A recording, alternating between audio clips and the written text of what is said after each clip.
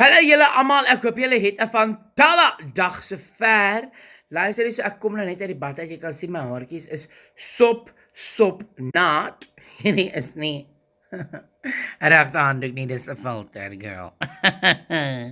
Anyhow, want ek dink ek snaaks en ek gaan soos 'n filter sit. My bed is nog nie opgemaak nie, want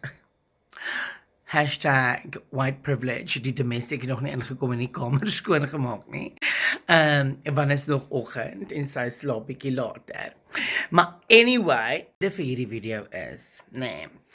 Vanoggend, nadat ek uit die bad uitgeklim het, toe vat ek baba poeier of telkom poeier of wat ook al se poeier jy vat en jy gooi dit, jy lather dit, jy smeer dit aan by jou kusera en jou anus cinnamon. Nou dames, daar is poeier wat jy by Moeder Maria kan sit.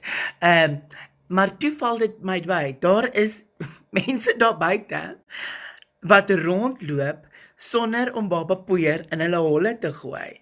En in hierdie fucking hitte moet jy of nommer 1 voor met 'n donderse Juicy Lucy rondloop of 2 rondloop met 'n anus wat spuit soos 'n fontein van die pressure van die boutjies wat bymekaar knyp van die sweet.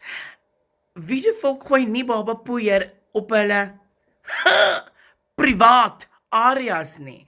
Wie gooi nie baba poeier op hulle anus cinnamone nie. En as jy dit nie doen nie, is what the fuck is wrong with you? I mean, really people? Niemand wil iemand se ass crack sweet ruik nie. Really? That's disgusting.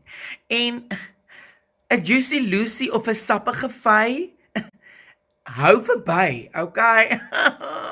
Kom ek wys julle waar ek baba poeier gegooi. Dit lyk of 'n spook daar geloop het.